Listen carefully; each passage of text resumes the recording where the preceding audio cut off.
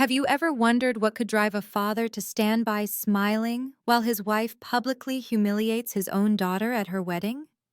My stepmother deliberately poured an entire glass of red wine down my $15,000 wedding dress in front of 350 elite guests, laughing as she said, "Oops, now you match your mother's fate." The crimson stains spread across the white silk like blood, while my father actually chuckled. But what Victoria didn't know was that she'd just triggered the complete destruction of everything she'd stolen from me.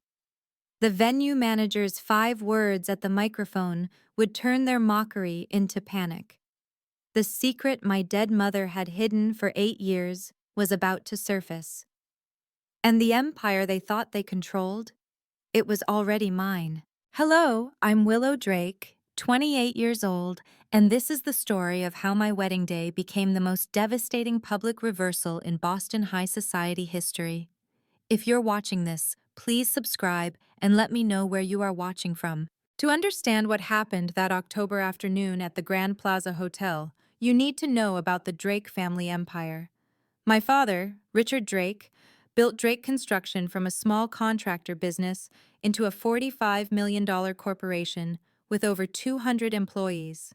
For 15 years, he's been the king of Boston's construction industry, with connections reaching into every boardroom and country club in the city. My mother, Eleanor, died when I was 20, 8 years ago now. She'd been the heart of our family, the one who kept Dad grounded. But just 2 years after cancer took her, Victoria entered our lives. Where Mom had been warm and genuine, Victoria was all sharp edges and designer labels. She moved through Boston society like a shark through water, always hunting for the next status symbol to devour. And me? I became invisible. Despite my architecture degree from MIT and my position at a small firm earning $85,000 a year, in my father's eyes, I was just another low-level employee who needed constant correction. Every Friday dinner at their Beacon Hill mansion reminded me of my place in the new family hierarchy. Victoria spent $50,000 a month on her shopping sprees. I'd seen the credit card statements she carelessly left around. Meanwhile, she'd make cutting remarks about my Zara dresses and Target shoes.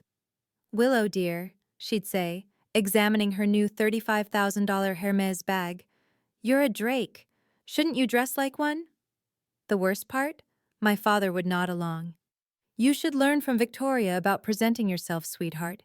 Image matters in our world." In their world. Never mine.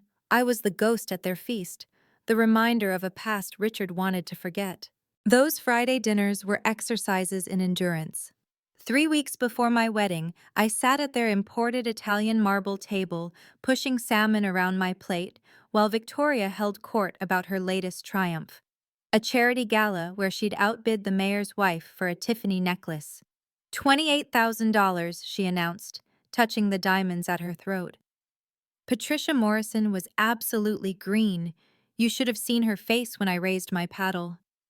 Richard beamed at her. "That's my girl. Show them what the Drakes are made of." I stayed silent, as always. But that night, Victoria turned her attention to me. "Willow, darling, what are you wearing to the Pemberton benefit next month? Please tell me it's not another one of those—" She waved vaguely at my dress, a simple black sheath I'd thought looked professional. "Office outfits." "I wasn't planning to attend," I said quietly. "Not attend?" Richard's fork clattered against his plate. "It's the social event of the season. Every major developer will be there. I have a project deadline." "This is exactly your problem," Victoria interrupted, her voice dripping false concern. "You hide behind your little drawings while real business happens at these events. No wonder you're still stuck at that no-name firm." "Brennan Associates is respected." "By whom? I've never heard anyone mention them at the club." She turned to Richard. "Honestly, darling, sometimes I wonder if Willow even wants to be part of this family's success." Richard's jaw tightened. "Your mother would be disappointed, Willow. She understood the importance of connections." The cruelty of invoking Mom's memory to support Victoria's agenda made my stomach turn. But I just nodded, swallowed my anger, and counted the minutes until I could leave. Why did I keep coming back? That's what I ask myself every Friday night. The final humiliation came 2 weeks later. Drake Construction had landed a $120 million hotel project in Back Bay, the biggest in company history. I'd spent over 200 hours creating a design proposal on my own time, incorporating sustainable architecture with classic Boston aesthetics. It was my chance to prove my worth beyond my last name. The board meeting was scheduled for Tuesday at 2 p.m. I arrived early, my portfolio and presentation materials perfectly prepared, but when I entered the conference room, Victoria was already there, chatting with the board members like old friends. "Oh, Willow," she said, barely glancing at me. "I'm afraid there's been a change. We've decided to go with Hartman International's design team instead." "But the board was supposed to review my proposal." "Sweetie, this is a real project, not a school assignment." She smiled at the board members who shifted uncomfortably. "I'm sure your little sketches are lovely, but Hartman has experience with luxury properties. You understand, don't you? You design such nice middle-income housing." I looked at my father, who sat at the head of the table studying his phone. "Dad?" He didn't even look up. "Victoria's right. This project needs proven expertise." I stood there, holding 200 hours of work, watching Victoria toss my unopened portfolio into the wastebasket beside her chair. "Meeting starts in 5 minutes," she announced. "I assume you have actual work to do at your, what's it called, Brennan?" That night, alone in my apartment, I opened my laptop to find an unexpected email from Margaret Sullivan, marked Confidential, Eleanor Drake Estate. My hands shook as I read the subject line. "Regarding your inheritance, urgent timeline." Everything was about to change. Can you believe it? A father who lets his wife trash his daughter's work without even looking at it. But wait, you haven't heard about the secret my mother kept for 8 years. If you want to know how Victoria and Richard finally paid for their cruelty, make sure to subscribe and hit that notification bell. Trust me, the justice coming their way is more satisfying than you can imagine. That same evening, Marcus came over with Chinese takeout and found me staring at Margaret Sullivan's email. Marcus wasn't just my boyfriend of 3 years. He was a mergers and acquisitions lawyer who'd seen enough corporate family dramas to recognize one brewing. "Let me guess," he said, setting down the food. "Another Friday dinner disaster?" "Worse. They threw out my Back Bay proposal without even opening it." I showed him the email. "And now this." Marcus read it carefully, his expression growing serious. "Willow, this is from Sullivan and Associates. They don't handle simple estates. Whatever your mother left you, it's significant." He was right about more than the law firm. Over the past year, Marcus had been gently pushing me to distance myself from my toxic family. He'd even suggested we move to New York, where his firm had offered him a senior position. "We could start fresh," he said, taking my hand. "No more Friday dinners, no more Victoria, no more watching your father choose her over you." "I can't leave. Not yet." "Why not?" I looked at the email again. "Because there's something unfinished. Something about Mom's estate that Dad never told me." Marcus studied my face. "You know something, don't you?" "I've always wondered why Mom's life insurance was only $100,000. She was meticulous about planning.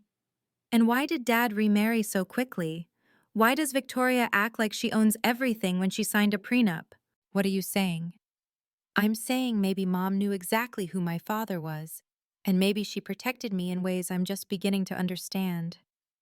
Marcus squeezed my hand.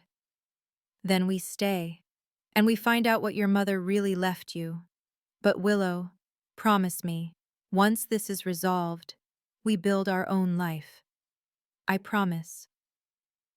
3 days later, I received an unexpected call from Thomas Grant, Drake Construction's CFO. Thomas had worked with my mother years ago when she helped establish the company's financial structure. "Willow, can you meet me at Cafe Nero? Not the office. Come alone." When I arrived, Thomas looked exhausted. He slid a manila folder across the table with shaking hands. I've been carrying this guilt for 3 years, he began. Your mother was my mentor. She taught me everything about corporate finance, and I've watched Victoria destroy what Eleanor built. I opened the folder.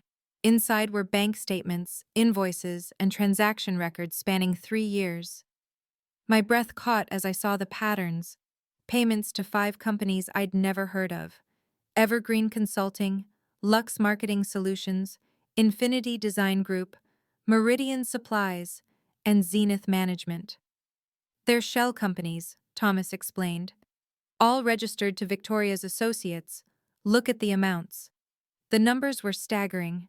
$240,000 here, $380,000 there, dozens of transactions totaling. I had to calculate twice to believe it. $8.7 million, Thomas confirmed. In 3 years. How did she— Your father signs whatever she puts in front of him. He's so infatuated, he doesn't even read them. But Willow, that's not just company money. Half of that came from accounts your mother established, funds meant for employee pensions and your education trust. My hands clenched. She stole from Mom's legacy? I have copies of everything. Ernst & Young could verify this independently if needed, but I'm taking a huge risk telling you this. Why now? Thomas met my eyes. Because Margaret Sullivan called me yesterday. She said you're about to learn something that changes everything. And when you do, you'll need this evidence. The pieces were falling into place, but I still couldn't see the whole picture. Margaret Sullivan's law office occupied the entire 40th floor of the Prudential Tower. When I walked in the next morning, her assistant immediately escorted me to a conference room where Margaret waited with a thick legal folder. Willow, thank you for coming. Please, sit down. What I'm about to tell you will be shocking. She opened the folder, revealing documents bearing my mother's signature and multiple official seals. 8 years ago, 2 months before she passed, your mother restructured her estate.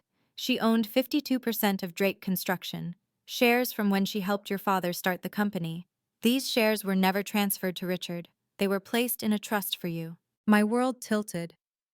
52%? But Dad always said, your father has been lying. The shares became yours on your 21st birthday 7 years ago. However, there's a crucial provision. You must formally claim them before your 29th birthday, or Richard gains the right to buy them back at 1990 prices, essentially stealing them for pennies. My 29th birthday is in 3 months. Exactly. Your mother suspected Richard might remarry quickly and try to hide this from you. She was right. Margaret pulled out another document. I've kept the original will, along with 5 notarized copies, for 8 years as Eleanor requested.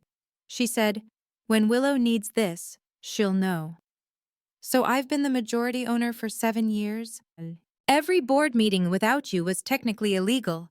Every major decision required your approval. Richard has been operating on borrowed time. I thought of all the humiliations, the dismissals, the times they'd laughed at my little job while spending money that was partially mine. Margaret, can we claim the shares without warning them? She smiled.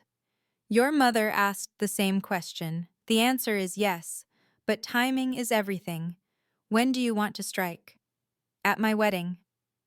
That Friday dinner, I waited until dessert was served, Victoria's favorite moment to hold court, before making my announcement. Marcus and I have set a date, October 15th, 2 months from now. Victoria's spoon clattered against her crème brûlée. 2 months? That's impossible. The plaza needs at least 6 months. Then isn't it fortunate you have such impressive connections? I smiled sweetly. Unless you've been exaggerating your influence? Richard looked up from his phone. This is rather sudden, Willow. Marcus got promoted. We want to celebrate properly. Besides, I turned to Victoria, you're always saying I don't understand how to make a statement. Here's my chance to learn. Victoria's eyes gleamed. I'd baited the hook perfectly. Well, she said slowly, I suppose I could call in some favors. The Grand Plaza has the best ballroom in Boston, but it won't be cheap. At least $400,000 for the kind of wedding befitting the Drake name. Perfect. And we'll need to invite all the board members, Dad's business partners, the investors from the Back Bay project. Everyone important. Everyone? Richard frowned. That's at least 350 people. It's also the end of Q3, I added casually. The quarterly board meeting is October 14th. The timing would let everyone attend both events. Victoria practically glowed. Oh, this is perfect. I'll handle everything. We'll show Boston society what real elegance looks like. Patricia Morrison's daughter's wedding will look like a backyard barbecue compared to this. How generous of you, I said. I'm sure you'll make it unforgettable. If only she knew how unforgettable it would truly be. October 15th would be the day the Drake Empire changed hands, and Victoria would be the architect of her own destruction. Victoria threw herself into wedding planning with the fervor of a general preparing for war. Within a week, she'd commandeered my entire wedding, and I let her. This Vera Wang is perfect, she announced at the bridal salon, selecting a $15,000 gown without asking my opinion. The beading will photograph beautifully in the Globe Society pages. She booked the Boston Symphony Orchestra for $50,000. The flowers, all white orchids and roses, cost another $30,000. The menu tasting at the Grand Plaza ran $1,200 per person for Wagyu beef and lobster thermidor. We're not just planning a wedding, Victoria declared to her assistant. We're creating the social event of the season. I want every person who rejected my country club application to see this. That revealed everything. 3 years ago, the Brookline Country Club had quietly declined Victoria's membership. She'd been trying to buy her way into old Boston society ever since. Marcus watched her spiral into excess with amusement. She's spending at least $450,000, he calculated. Does she think this will finally get her accepted? She thinks my wedding is her coronation, I replied. Let her. The guest list grew daily. Victoria invited every CEO, every society matron, every gossip columnist in Boston. She even arranged for a Boston Business Journal photographer to cover the event. Your little friends from that firm can sit in the back, she informed me while reviewing seating charts. We need the important people visible in photos. I nodded obediently, hiding my satisfaction as she unknowingly assembled the perfect audience for her own downfall. Every person she was desperate to impress would witness her humiliation. You're being surprisingly cooperative, she observed suspiciously. You're right, Victoria. It's time I learned how to be a proper Drake. Her smile was venomous. Finally. While Victoria orchestrated her grand production, Marcus and I quietly built our financial fortress. His expertise in corporate law proved invaluable as we established 3 offshore LLCs through completely legal channels. We need to protect your personal assets before you claim the shares, Marcus explained, fingers flying over his laptop. Once you become majority owner, Richard might try to sue for control.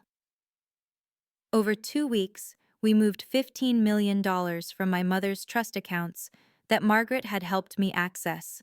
Money Richard didn't even know existed. The funds went through the Cayman Islands, then Switzerland, finally landing in secure accounts he couldn't touch. Thomas Grant met us secretly at Marcus's office one evening, bringing corporate banking authorization codes. As CFO, I can freeze Drake Construction's accounts for audit purposes for up to 72 hours, he explained. But the timing has to be perfect. October 15th, 3:30 p.m., I said.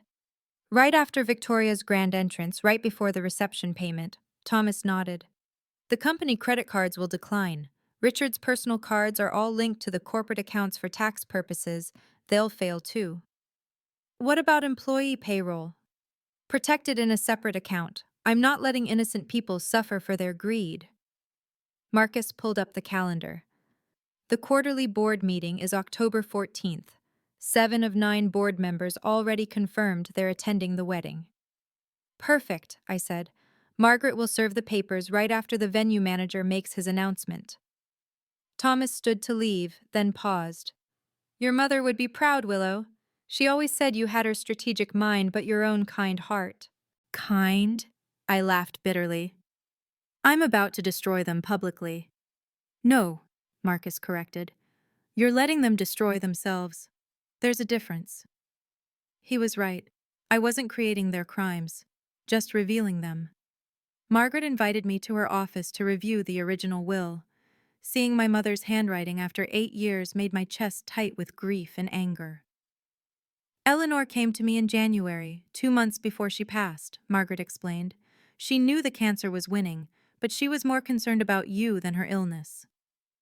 The will was comprehensive, 20 pages detailing the share distribution. My mother had owned 52% of Drake Construction since its incorporation, having invested her entire inheritance from her parents to help Dad start the company. Look at this clause. Margaret pointed to a highlighted section.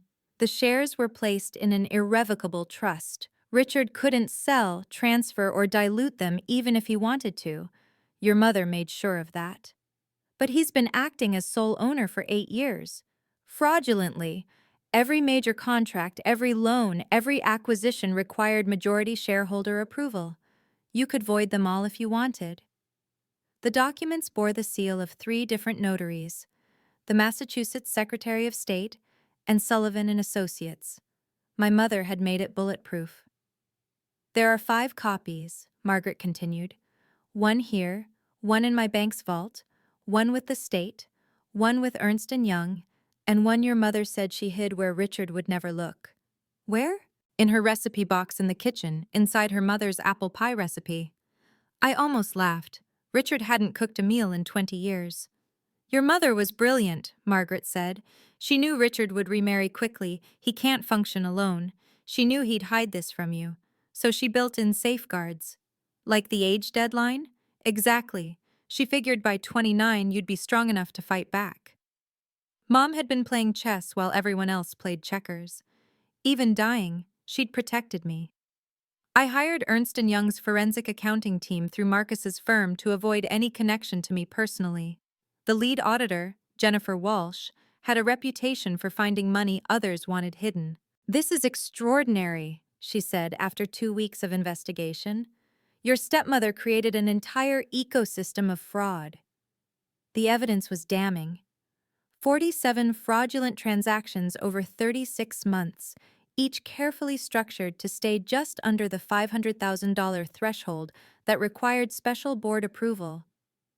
Victoria's signature appeared on every single one. Look at this email chain, Jennifer showed me her laptop screen. She corresponds with all 5 shell companies from her personal email. She didn't even try to hide it properly. The shell companies all trace back to Victoria's college roommate in Delaware, a woman named Patricia Henley, who'd been paid $50,000 to register them. The invoices were for services never rendered, consulting that never happened, marketing campaigns that didn't exist, supplies never delivered. The most egregious part? Jennifer pulled up another document.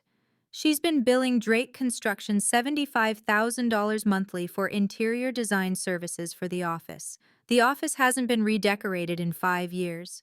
Can you prove Richard knew? He signed the checks, but look, she showed me signature comparisons. Half of these signatures are forgeries, not even good ones. She's been signing his name.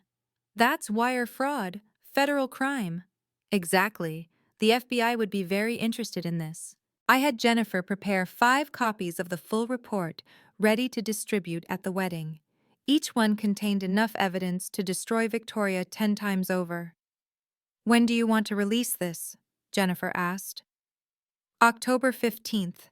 Email it to every board member, the Boston Business Journal, and the FBI at exactly 3:45 p.m. That's specific. That's when everyone will be watching. 3 weeks before the wedding, I started receiving unexpected support. It began with Robert Fitzgerald, Drake Construction's longest-serving board member, approaching me at a coffee shop. Willow, I knew your mother well. She was the real brains behind Drake's success. He slid a business card across the table. When you're ready to make changes, you'll have my vote. What makes you think? I'm not blind. Victoria's spending patterns, Richard's negligence, your sudden interest in a massive wedding. Your mother raised a strategist. Within days, 2 more board members reached out. Patricia Blackwood called me directly. That woman has been bleeding the company dry. We've been waiting for someone with standing to act. David Smith, the newest board member, was more direct. I've seen the shell companies. I hired my own investigator 6 months ago, but without a majority shareholder, we're powerless. How many votes do I have? 7 of 9, if you really have Eleanor's shares. Richard and Victoria can't vote on their own termination. The Boston Business Journal's senior reporter, Michael Torres, contacted me through Marcus. I've been tracking Drake Construction's irregularities for 2 years. If you're planning something, I want exclusive access. You'll get more than that, I promised. Just be at my wedding with a photographer. Even James Morrison, the Grand Plaza's manager, pulled me aside during a venue visit. Ms. Drake, I've dealt with your stepmother before. If there are any payment issues on your wedding day, please know I'll handle them professionally. There might be complications, I admitted carefully. He smiled. I've managed society events for 30 years. I've seen every kind of family drama. Just give me a signal if you need me to make an announcement. The army was assembling. Victoria had no idea she was surrounded. Can you imagine? 8 years of deception, $8.7 million stolen, and a wedding about to become the stage for perfect justice. What do you think Victoria's face will look like when she realizes she just planned her own downfall? Comment below with your predictions, and don't forget to like this video if you want to see karma in action. The wedding day revelation is coming up next. October 15th arrived with perfect autumn weather. The Grand Plaza's ballroom had been transformed into Victoria's vision of paradise. 10,000 white roses, crystal chandeliers, gold-leafed everything. It had cost a fortune, and she wanted everyone to know it. By 2 p.m., the guest list read like a Forbes directory. 50 CEOs, 30 major investors, 15 society reporters, and every important family in Boston. Victoria had even managed to get the lieutenant governor to attend. Victoria herself wore a $25,000 Chanel suit, diamonds dripping from her ears and neck. She moved through the crowd like royalty, making sure everyone noticed her. This is just a preview, I heard her tell Patricia Morrison. Wait until you see the reception. The Boston Symphony, a 10-course meal, champagne flown in from France, nothing but the best for the Drake family. Richard stood beside her, shaking hands and accepting congratulations as if he'd planned everything himself. His custom tuxedo probably cost more than most people's monthly salary. Your stepmother has outdone herself, Judge Harrison commented to me. This must have cost a fortune. About $450,000, I replied casually. She insisted on the best. His eyebrows rose. That's substantial. The photographer from the Boston Business Journal was already snapping pictures. Michael Torres had positioned himself perfectly to capture both the grandeur and what was coming next. Thomas Grant caught my eye from across the room and subtly tapped his watch. Everything was in place. The corporate accounts would freeze in exactly 1 hour. Marcus squeezed my hand. You look beautiful, he whispered, and remarkably calm for someone about to detonate a bomb. It's not a bomb, I corrected. It's justice, and it's been 8 years in the making. The wedding march began. Time for Act 1 of Victoria's final performance. The ceremony went perfectly. Marcus and I exchanged vows while Victoria preened in the front row, making sure the photographers captured her dabbing at fake tears. By 3:15 p.m., we were taking family photos near the fountain. Smile, everyone, the photographer called. One more with just the bride and her parents. Victoria stepped forward eagerly, holding a glass of red wine she'd grabbed from a passing server. Richard stood on my other side, already checking his phone. Oh, Willow, Victoria said loudly enough for nearby guests to hear. You look so much like your mother today. It's almost haunting. She moved closer, ostensibly to adjust my veil. Then, with a movement that looked accidental but was absolutely deliberate, she tipped her entire glass of Cabernet Sauvignon down the front of my $15,000 dress. The wine spread like blood across the white silk and beading. Gasps erupted from the crowd. Phones appeared instantly, recording everything. Oops, Victoria laughed, not even trying to hide her satisfaction. Now you match your mother's fate. She died looking just as pathetic. The cruelty of it, invoking my dead mother while destroying my wedding dress, should have broken me. Instead, I stood perfectly still for 10 long seconds, staring directly into Victoria's triumphant face, while 350 people watched in horrified silence. Richard actually chuckled. Accidents happen, sweetheart. Victoria, help her clean up. Oh no, Victoria said, still smiling. I think the stain adds character. Besides, we need to start the reception. Can't keep the Boston Symphony waiting. I finally spoke, my voice carrying clearly. Thank you, Victoria. You just made this so much easier. Her smile faltered slightly. Made what easier? You'll see in about 10 minutes. I didn't run. I didn't cry. I didn't even raise my voice. Instead, I stood there in my ruined dress, wine still dripping onto the marble floor, and smiled. Ladies and gentlemen, I announced to the stunned crowd, please proceed to the ballroom. We have an important announcement before dinner service begins. Victoria's eyes narrowed. What announcement? I didn't approve any— You're right, Victoria. You didn't. I turned to James Morrison, who had been waiting for my signal. He nodded and headed toward the ballroom's sound system. Marcus appeared at my side with my reception dress, a simple but elegant backup I'd hidden in the manager's office.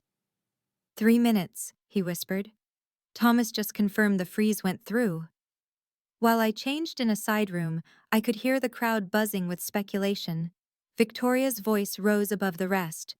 I don't know what she's planning, but I won't have her ruining this reception. Margaret Sullivan was already in position near the stage, her briefcase in hand. The Boston Business Journal photographer had switched to video mode. 7 board members had strategically placed themselves around the room. When I returned in my clean dress, Victoria was at the microphone, trying to regain control. Everyone, please be seated. The champagne service will begin. James Morrison approached the mic, his face professionally neutral. Excuse me, Mrs. Drake. There's an urgent matter requiring Mr. Drake's attention. Not now, Richard snapped. We're about to toast. I'm afraid it can't wait, sir. James's voice carried perfectly through the sound system.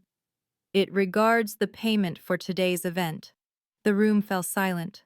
Victoria's face went white. What about the payment? Richard demanded. James looked directly at him. Sir, the card was declined. The silence was deafening. 350 of Boston's elite stood frozen, champagne glasses half raised, as James Morrison repeated those 5 devastating words. Sir, the card was declined. Richard's face went from confused to furious in seconds. That's impossible. Run it again. We've tried 3 times, Mr. Drake. The corporate American Express, the Visa, and your personal black card, all declined. Victoria snatched the microphone. This is obviously a mistake. Richard, call the bank immediately. I'm trying. Richard fumbled with his phone, his hands shaking. It says the accounts are frozen for audit. Whispers rippled through the crowd like wildfire. Phones appeared, not for photos but for frantic texting. Several investors were already making calls. How much is the balance? Someone called out. James consulted his tablet. $450,000, due immediately per the contract Mrs. Drake signed. Patricia Morrison stage whispered to her husband, loud enough for everyone to hear. Didn't Victoria say they were worth $45 million? This is sabotage, Victoria shrieked, abandoning all pretense of composure. Someone did this deliberately. You're right, I said, stepping forward. Someone did. Every head turned to me. I stood calm in my simple reception dress, while Victoria trembled in her $25,000 suit. Thomas, I called out, could you explain why the accounts are frozen? Thomas Grant stood up from table 3. As CFO, I initiated an emergency audit after discovering significant discrepancies. We're investigating $8.7 million in suspicious transactions. The crowd gasped. Richard dropped his phone. But don't worry, I continued. Margaret Sullivan is here to explain everything. Margaret? The room watched as Boston's most prestigious estate lawyer walked to the microphone, briefcase in hand. Margaret Sullivan commanded attention the moment she reached the microphone. In Boston legal circles, her presence meant serious business. "Good afternoon. I'm here as executor of Eleanor Drake's estate." Her voice was clear, authoritative. "I have an announcement that should have been made 7 years ago." Richard shot up from his chair. "What the hell is this? Eleanor's estate was settled years ago." "Sit down, Richard," Margaret said coldly. "Unless you'd like me to add obstruction to fraud." Victoria turned to security. "Remove her! She's disrupting the wedding!" The security guards didn't move. They knew Margaret Sullivan's reputation. More importantly, I'd briefed them an hour ago. "I have here," Margaret lifted a document from her briefcase, "Eleanor Drake's last will and testament, properly executed 2 months before her death. A will that Richard Drake deliberately concealed from his daughter and this company's board." The crowd was riveted. Michael Torres from the Business Journal was recording everything. According to this document, Willow Drake inherited 52% of Drake Construction shares, held in trust until her 21st birthday. That was 7 years ago. Board member Robert Fitzgerald stood up. "Are you saying Willow has been the majority shareholder for 7 years?" "Exactly. Every board meeting held without her was illegal. Every major decision required her approval." Richard's face had gone from red to white. "This is fake! I never saw any will!" "That's interesting," Margaret said, pulling out another document, "because I have your signature on this receipt, acknowledging you received a copy 8 years ago." She held it up. Even from across the room, Richard's signature was visible. "You committed fraud, Richard. You stole your daughter's inheritance and lied to everyone in this room." Margaret continued reading from the will, each word a nail in Richard and Victoria's coffin. "To my beloved daughter, Willow Eleanor Drake, I leave 52% of Drake Construction, representing my initial investment and sweat equity in building this company from nothing." The room erupted. CEOs were calling their lawyers. Investors were calculating losses. Victoria stood frozen, her mouth opening and closing like a fish. "This can't be legal," she finally screamed. "I'm Richard's wife. I have rights." "Actually," Margaret smiled, "you signed a prenuptial agreement excluding you from any claim to Drake Construction assets. I have a copy here if you'd like to review it." I stood up, my voice steady and clear. "For 7 years, I've been the majority owner of Drake Construction. Every board meeting you held without me was invalid. Every bonus you paid yourselves needs to be returned." Robert Fitzgerald and 6 other board members stood up. "We recognize Willow Drake as majority shareholder," Robert announced. "We call for an immediate board meeting." "You can't do this," Richard shouted. "I built this company." "With Mom's money," I corrected. "Her inheritance funded everything. You were just the face while she was the brains." Thomas Grant pulled out his laptop. "I've prepared a full audit. In addition to the frozen accounts, we've discovered Victoria embezzled $8.7 million through shell companies." Jennifer Walsh from Ernst & Young stood up from table 7. "I can confirm this. We've documented 47 fraudulent transactions. The FBI has been notified." Victoria's legs gave out. She collapsed into a chair as the full scope of her exposure hit her. "Every single person in this room is a witness," I said. "You're finished." I walked to the microphone, passing Victoria, who sat stunned in her chair. The entire room watched as I took control.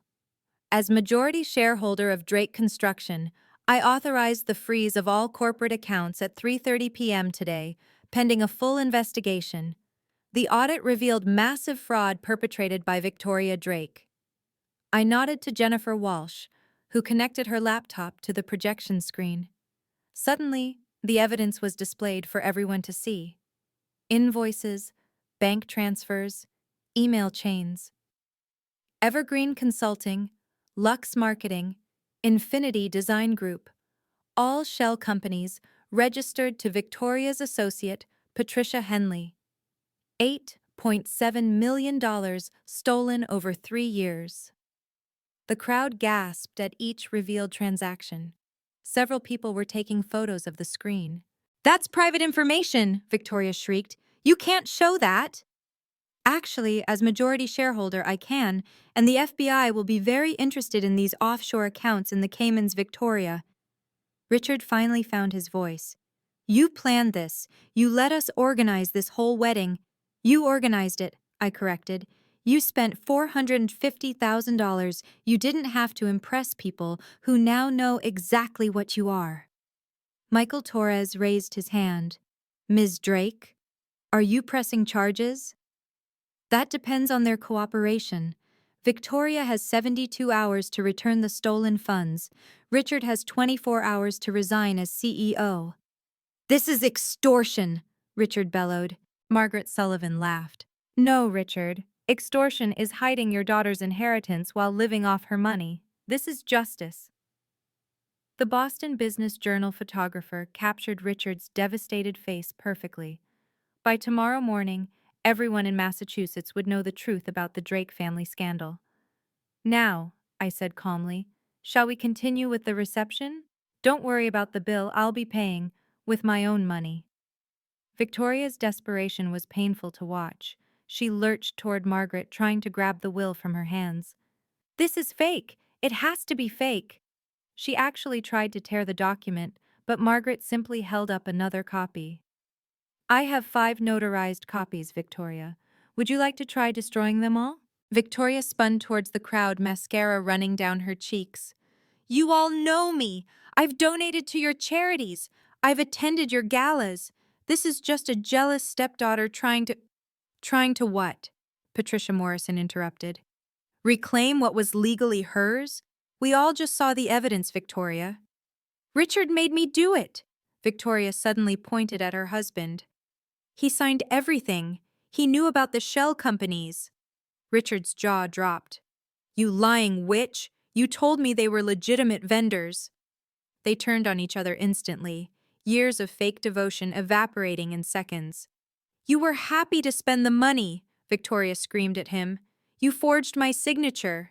You knew your daughter owned majority shares and you hid it. The crowd watched like it was dinner theater. Someone actually started eating their salad. Victoria made one last desperate play. She pulled out her phone and tried to call her lawyer. Bradley? Bradley, I need you at the Grand Plaza immediately. Bradley?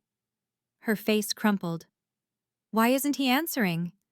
Because I hired his firm yesterday, Marcus said smoothly. Conflict of interest. He can't represent you anymore. That was the final blow.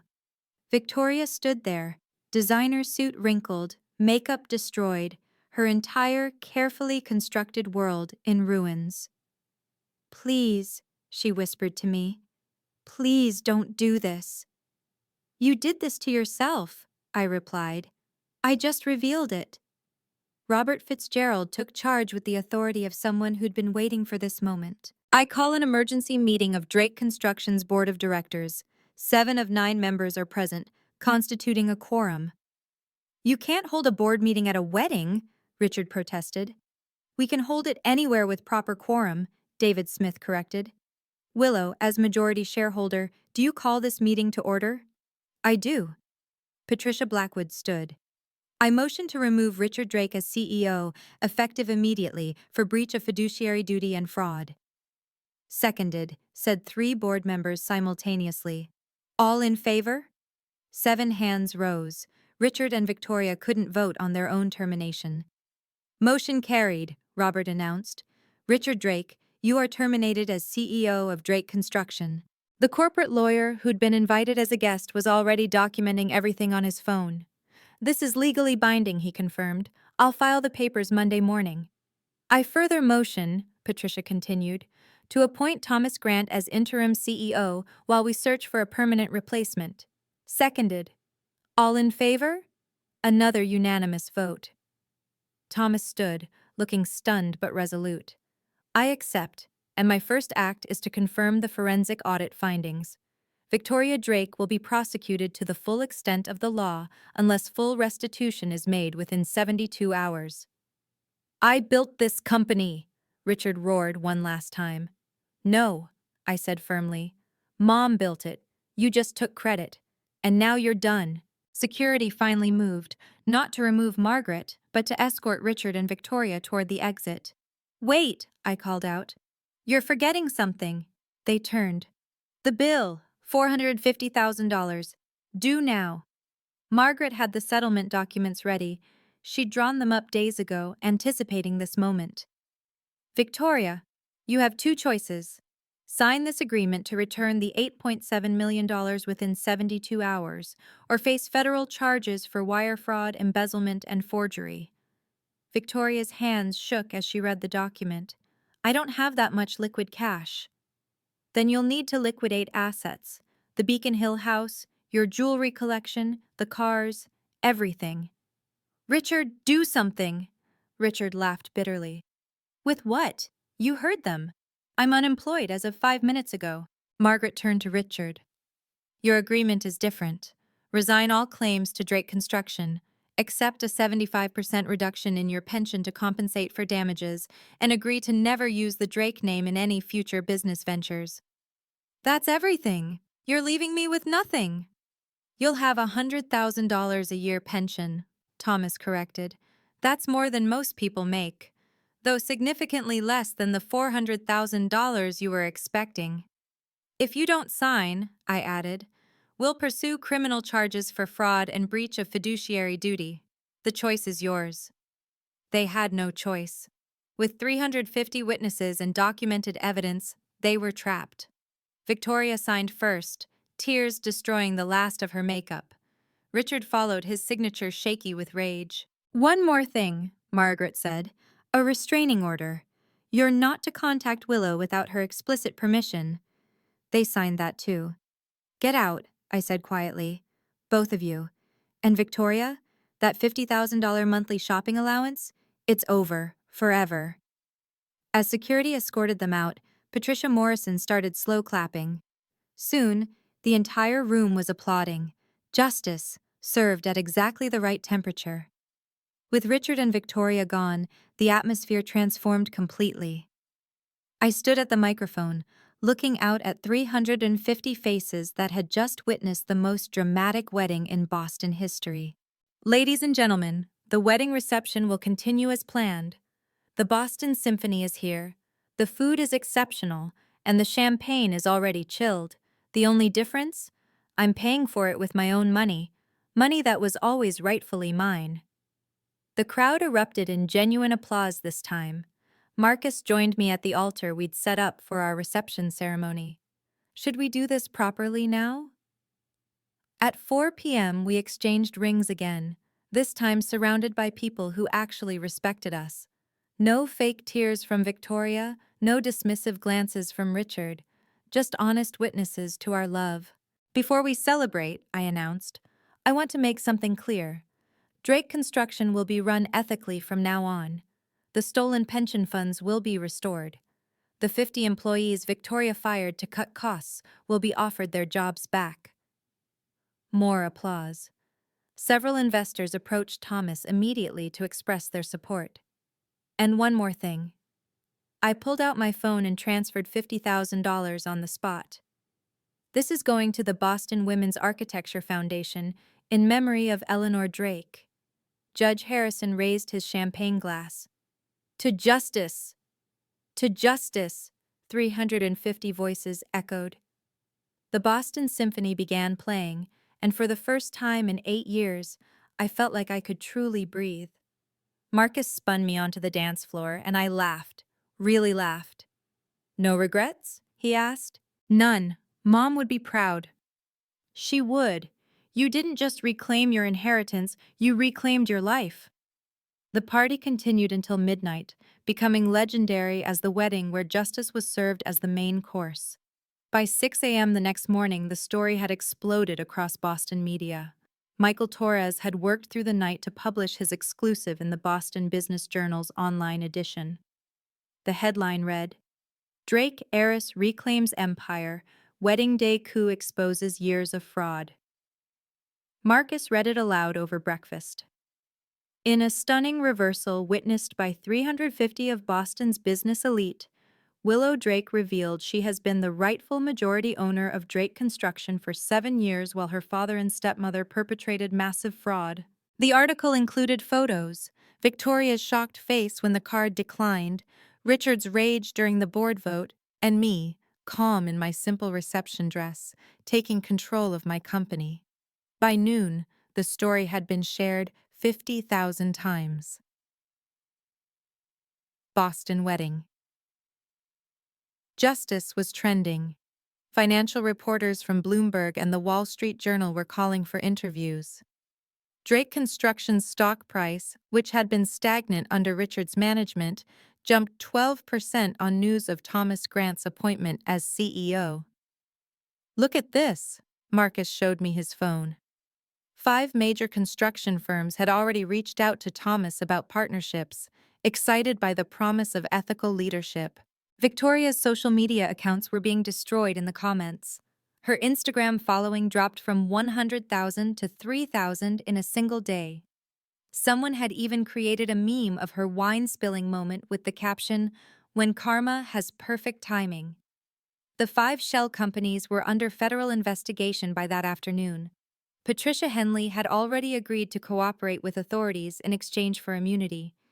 "You've changed corporate Boston," Michael Torres told me in a follow-up interview. "Other boards are already implementing stronger oversight because of what you exposed." "Good," I replied. "No one should have to wait 8 years for justice." Victoria's fall from grace was swift and complete. Within 72 hours, she'd liquidated everything to pay back the $8.7 million. The Beacon Hill penthouse sold for $3.2 million. Her jewelry collection, those precious status symbols she'd flaunted, fetched another $2.8 million at auction. The cars went next: the Bentley, the Mercedes, the Range Rover. Then the art, the furs, the designer wardrobe. She had to sell it all. Patricia Morrison delighted in telling everyone at the country club. She's living in a 1-bedroom apartment in Worcester now, working as a real estate agent for a small firm. Can you imagine? But the worst blow came from an unexpected source.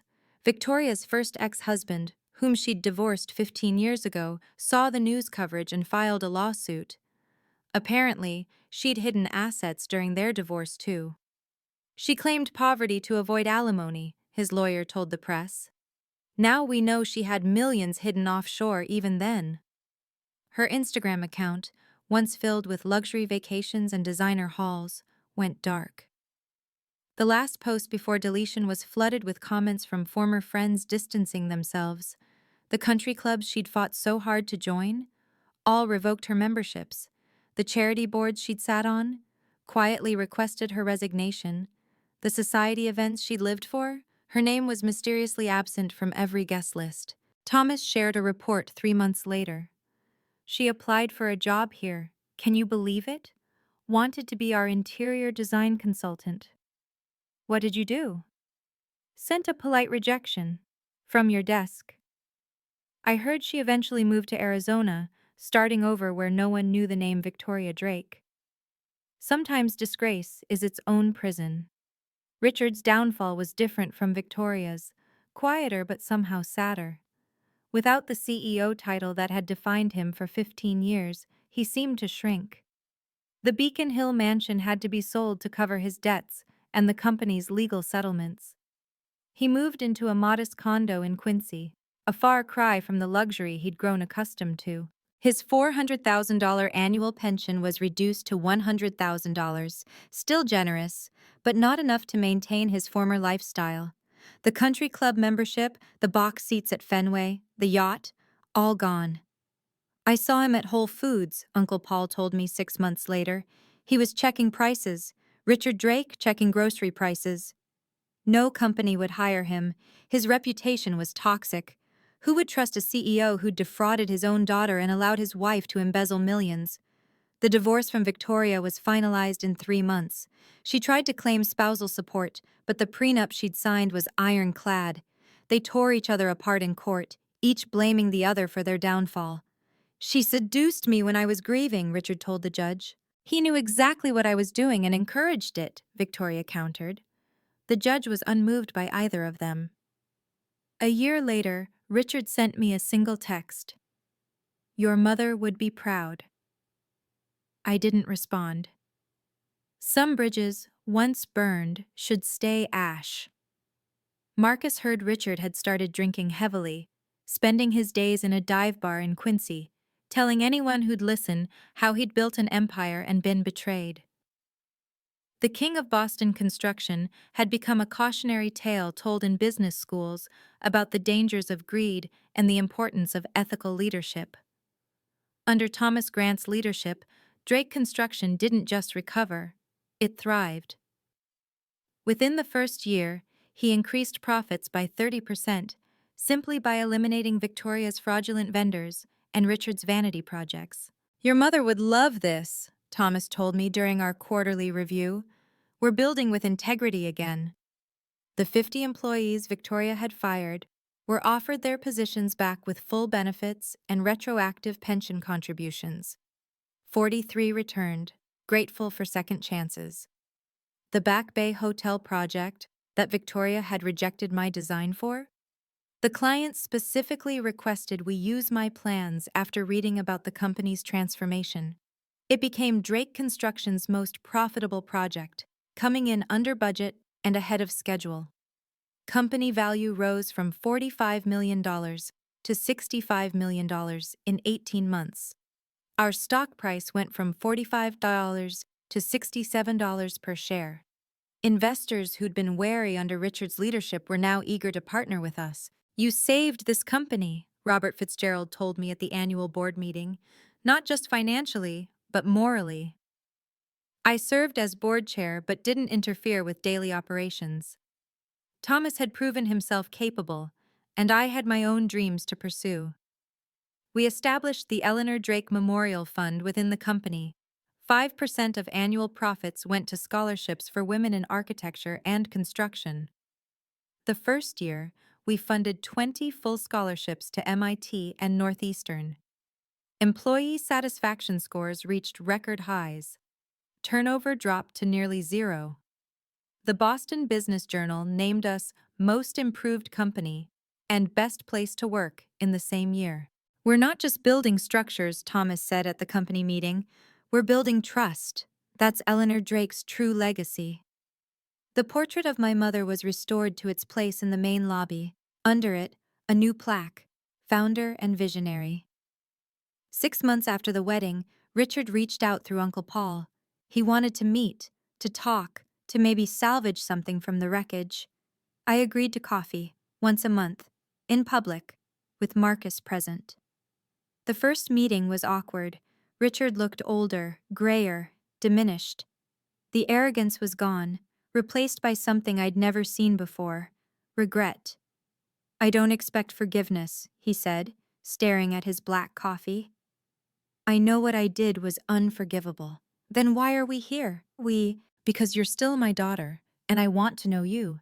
The real you, not the one I ignored for 8 years. We established rules. No discussing money, no talking about Drake Construction, no mention of Victoria. Just conversation. Slowly, very slowly, we built something new, not a father-daughter relationship that had been destroyed, but something else. 2 adults who shared DNA and were learning to coexist. Uncle Paul started joining us, then my cousins from Maine, Mom's family who'd been pushed away by Richard's pride. They welcomed me back with open arms and years of stored love. "Eleanor would be so proud," Aunt Susan told me, holding me tight. "You're just like her, strong, smart, and kind even to those who don't deserve it." The family expanded in better ways, too. Marcus's parents, who'd been hesitant about our relationship due to the family drama, now embraced me fully. His mother started calling me monthly just to chat. "Family isn't just blood," Marcus reminded me one evening. "It's the people who show up for you." He was right. My real family included Thomas, Margaret, the loyal employees at Drake Construction, and the friends who'd supported me through everything. Richard remained on the periphery, earning trust in drops after losing it in buckets. Marcus and I moved into a beautiful brownstone in Back Bay, not far from where I'd grown up, but worlds away from that life. We decorated it ourselves. No interior designer charging phantom fees, just our taste and love making it home. Marcus made partner at his firm within the year, specializing in corporate fraud cases. "You inspired a career pivot," he joked. "Turns out I'm good at catching white-collar criminals." I opened my own architecture studio, Drake Design, focusing on sustainable housing and women's shelters. The work filled my soul in ways corporate projects never could. We designed spaces that gave people dignity and hope.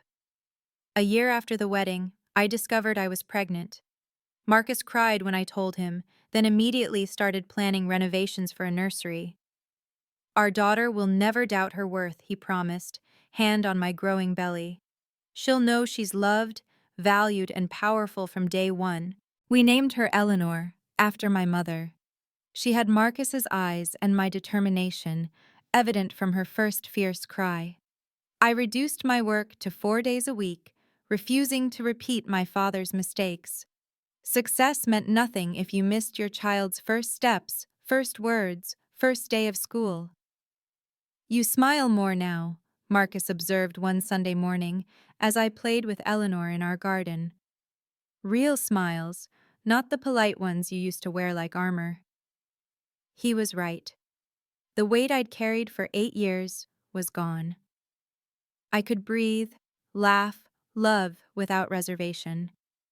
Our home filled with friends for dinner parties, colleagues for brainstorming sessions, family for holidays. It was warm, genuine, alive. Everything the Drake mansion had never been. This was wealth that couldn't be embezzled. Love, trust, and peace.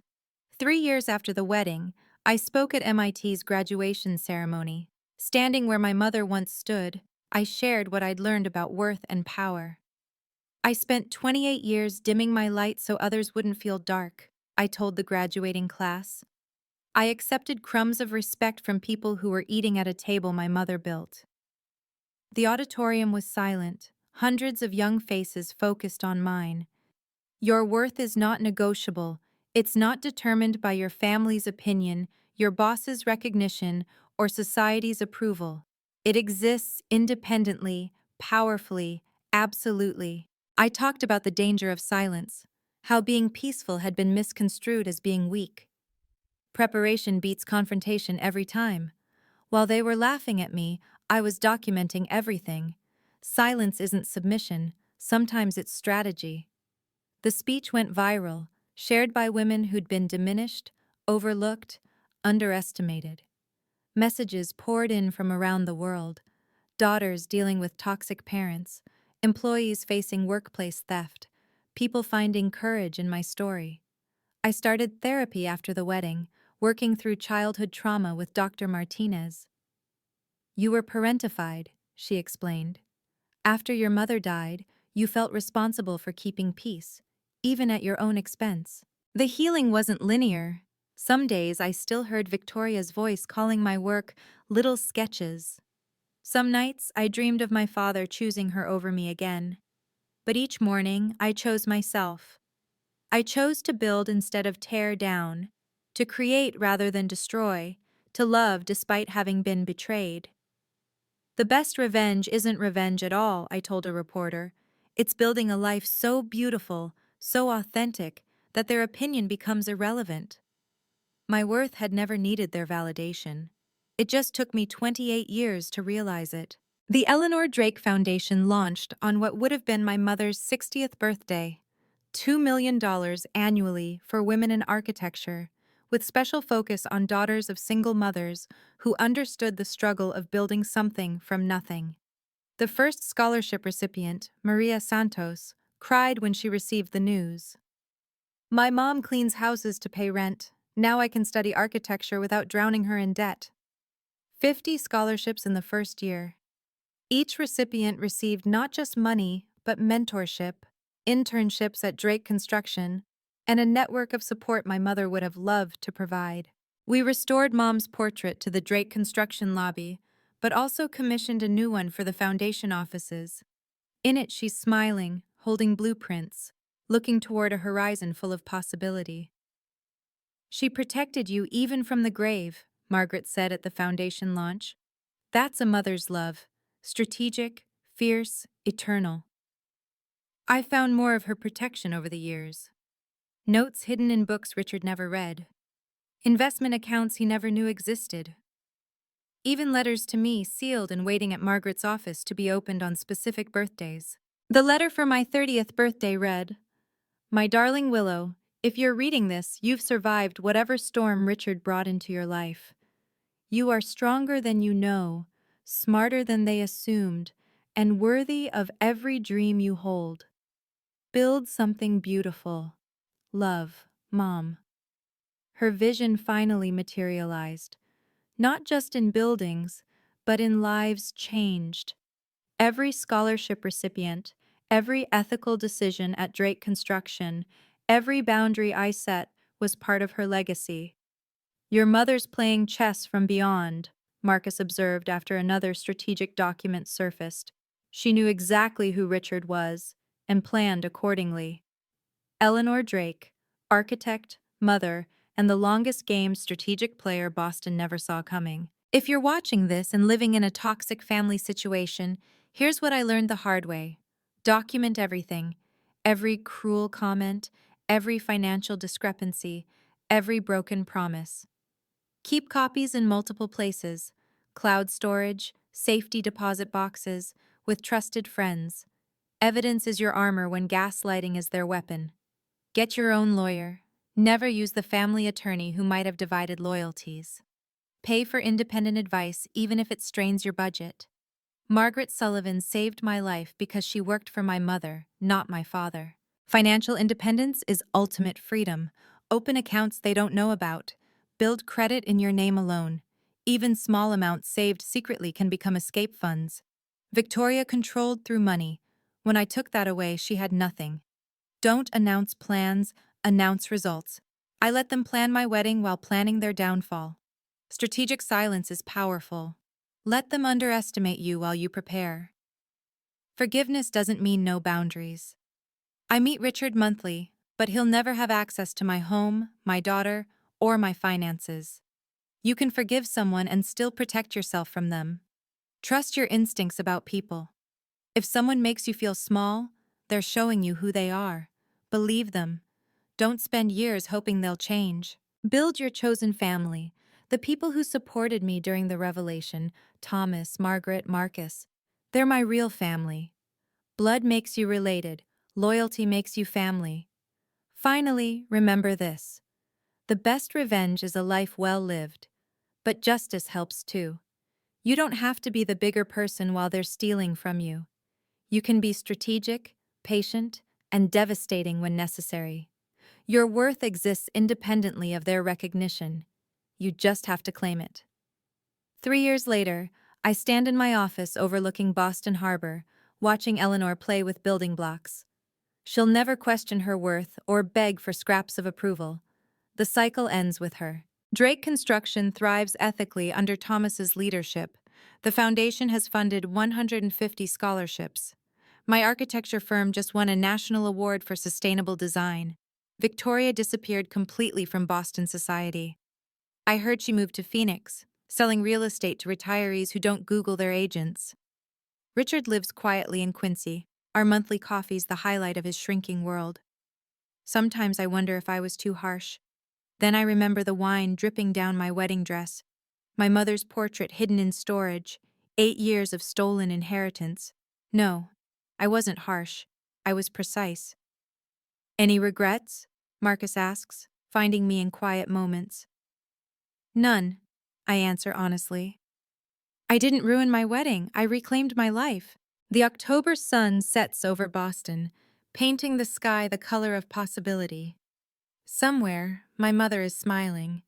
She knew I'd find my way to this moment, powerful, free, and finally home.